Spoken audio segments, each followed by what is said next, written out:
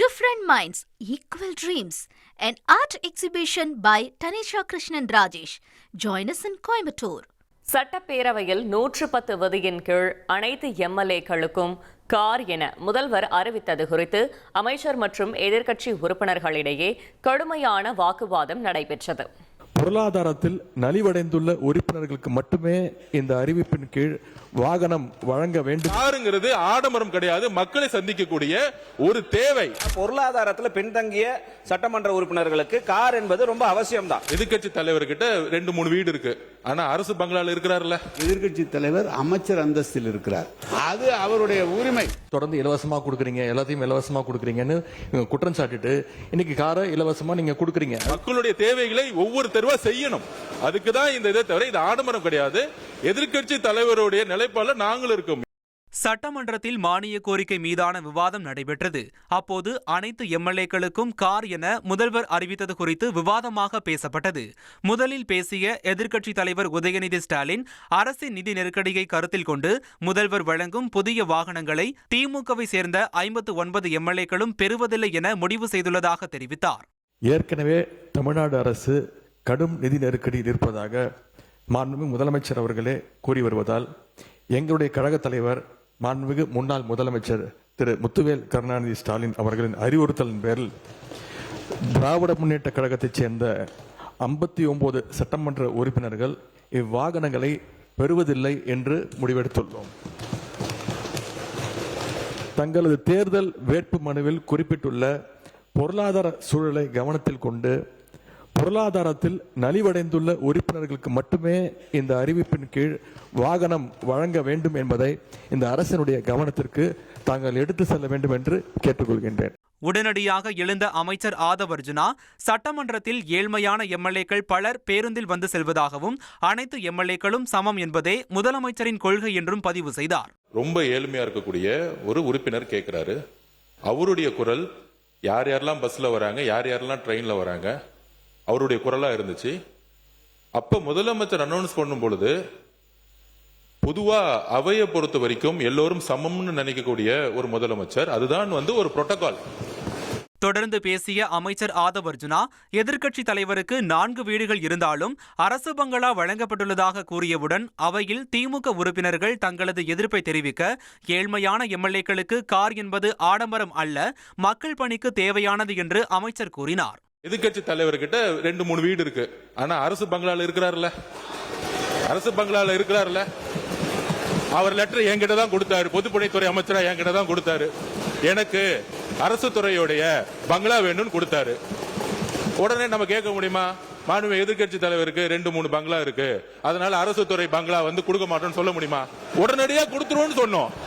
இது உடனே இல்ல இங்க இருக்கவங்க எல்லாருக்கும், அதாவது இங்க இருக்க எல்லாருக்கும் பங்களா கொடுக்கலாமான்னு கிடையாது. இது ஒரு புரோட்டோகால். 3 லட்சம் மக்களை போய் பார்க்க வேண்டிய நிர்பந்தம் இருக்கு, அவரோட தொகுதிக்கு போக வேண்டிய நிர்பந்தம் இருக்கு, ஊர்ல இருந்து வர வேண்டிய நிர்பந்தம் இருக்கு. அதனால இது ஒரு உரிமையா பண்ணிருக்கார தவிர இதுல ஆடம்பரம், காருங்கிறது ஆடம்பரம் கிடையாது, மக்களை சந்திக்கக்கூடிய ஒரு தேவை.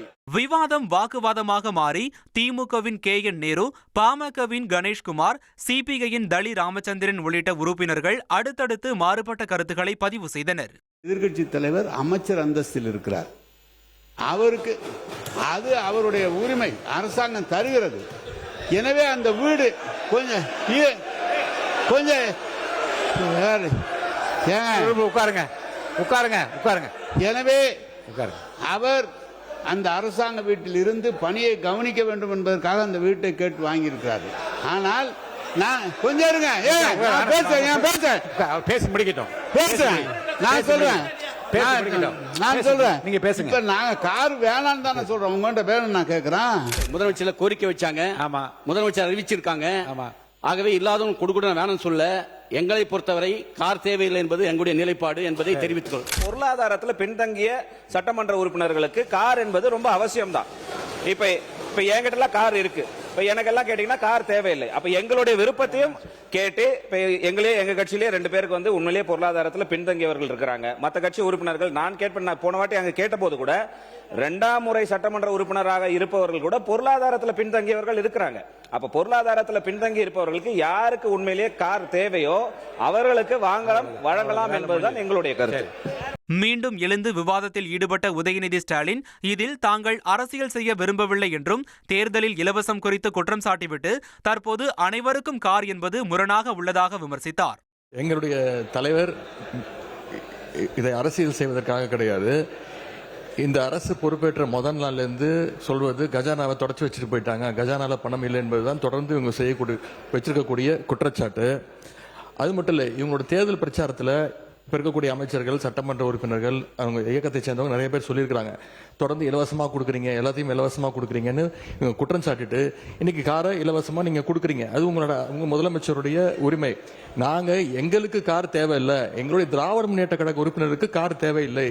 விவாதம் தொடர்ந்து கொண்டே இருந்த நிலையில் இறுதியாக பேசிய அமைச்சர் ஆதவ் அர்ஜுனா பல பகுதிகளில் எம்எல்ஏக்களை மக்கள் பார்க்கவே இல்லை என தேர்தலின் போது தெரிவித்ததாகவும், அதனால் மக்களை நேரில் சந்திக்க எம்எல்ஏக்களுக்கு கார் அவசியம் என்றும் அது ஆடம்பரம் அல்ல என எடுத்துரைத்தார்.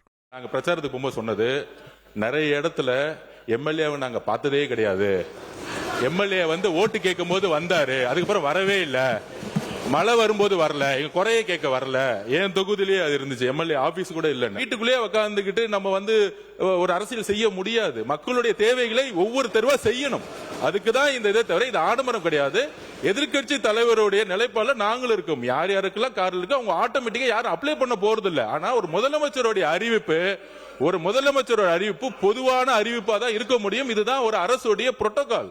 எம்எல்ஏக்களுக்கு கார் வழங்குவது தொடர்பாக ஆளும் கட்சி எதிர்க்கட்சிகள் இடையே மாறுபட்ட கருத்துகள் முன்வைக்கப்பட்டதால் சட்டப்பேரவையில் இந்த விவகாரம் காரசாரமான விவாதமாக மாறியது. Different Minds, Equal Dreams, an art exhibition by Tanisha Krishnan Rajesh. Join us in Coimbatore.